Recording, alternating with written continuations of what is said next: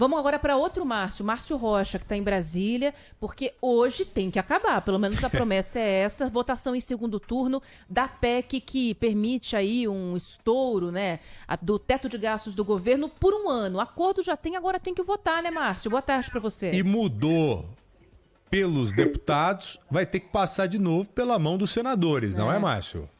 Isso, pessoal. Boa tarde para vocês, boa tarde a todo mundo que nos acompanha. A gente está aqui, neste momento, inclusive, no Salão Verde do Congresso Nacional, né? Fica atrás do plenário da Câmara dos Deputados, esperando ainda a votação da PEC da transição, a PEC do Bolsa Família, enfim, a PEC que vai tirar aí 145 bilhões de reais do orçamento, do chamado teto de gastos, para ser aplicado justamente no benefício social. A gente teve durante ontem, né, uma reunião que ficou determinado aí um acordo que o tempo de vigência dessa PEC seria reduzido de 2, né, que foi aprovado no Senado, do jeito que foi aprovado pelo Senado, para 1 ano, do jeito que foi aprovado pela Câmara. Aí, lembrando que, segundo a Constituição, uma proposta de emenda à Constituição tem que ser aprovada, o mesmo texto, tanto na Câmara quanto no Senado. E aí, como houve essa alteração, é necessário, então, que esse texto volte para o Senado para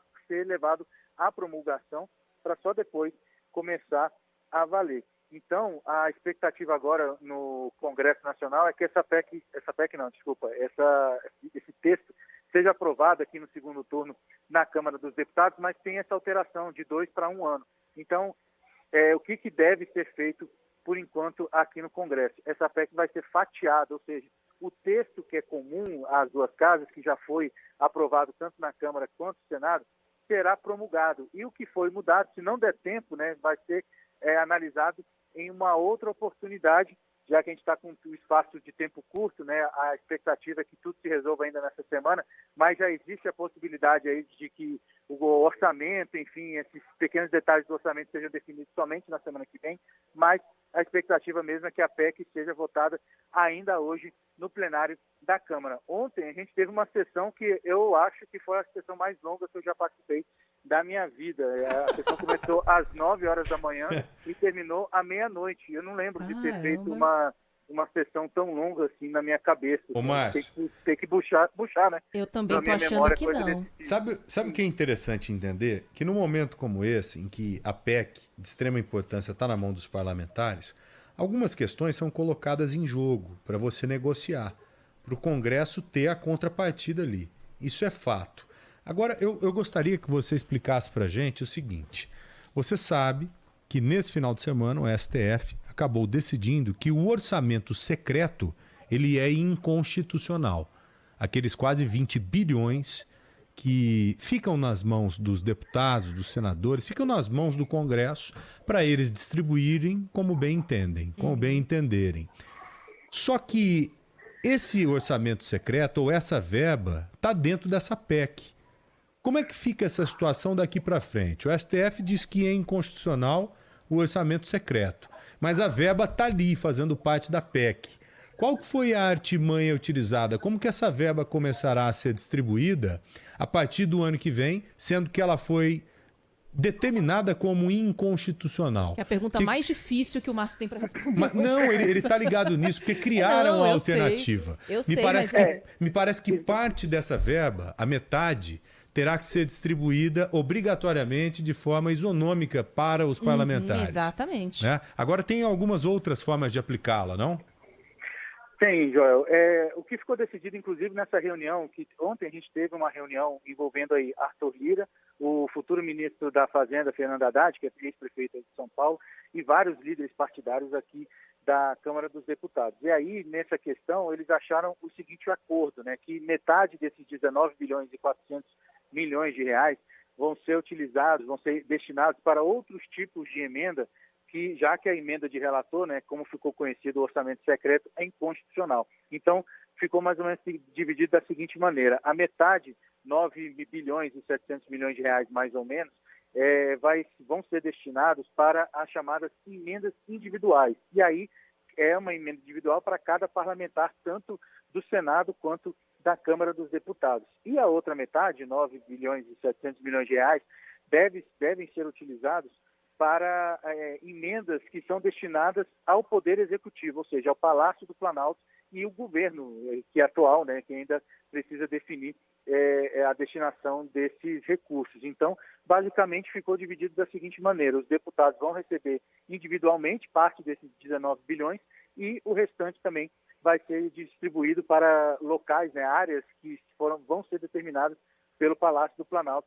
Isso tudo no orçamento de 2023.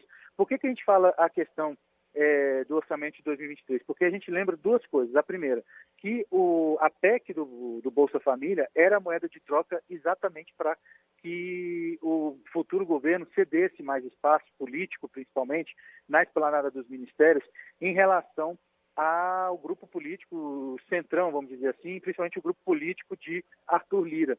Só que aí, como a decisão do ministro Gilmar Mendes, né, que autorizou que parte dos recursos dos programas sociais, entre eles o Bolsa Família, podem ficar fora do teto de gastos, isso tirou um pouco da força que Arthur Lira, esse grupo político, tinha para negociar espaço dentro da esplanada dos ministérios. E também, como tem essa questão do orçamento secreto ser considerado inconstitucional, ficou também provado, né, que Arthur Lira, esse grupo político, perdeu também a força de indicar esses recursos para onde eles bem entenderem. Então, depois dessa reunião que ficou definido essas coisas que eu falei, né, essa divisão envolvendo os recursos do orçamento secreto, ficou bom para todo mundo, porque na prática assim, ninguém perdeu muito, mas também ninguém ganhou muito. Foi bom para todo mundo, inclusive para o governo eleito, porque depois dessa reunião, Fernando Haddad foi para o Centro Cultural Banco do Brasil para falar sobre esse acordo, essa reunião, enfim, e falou que saiu muito satisfeito com o acordo que foi feito nessa reunião envolvendo aí Arthur Lira, ele e também os líderes partidários na Câmara.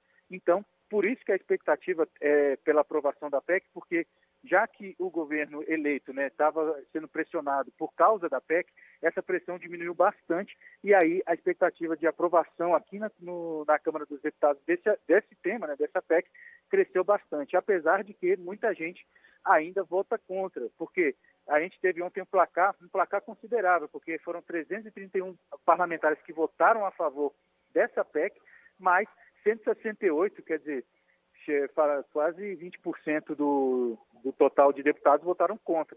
Então, apesar dessa situação, ainda tem muita gente votando contra, mas o governo eleito está bastante otimista para que essa PEC seja aprovada ainda nesta terça-feira. Só para um detalhezinho, eu falei do Fernando Haddad, ele inclusive convocou uma entrevista coletiva para logo depois da aprovação do segundo turno da PEC do Bolsa Família aqui na Câmara, que vai ser lá no CCBB, no Centro Cultural Banco do Brasil.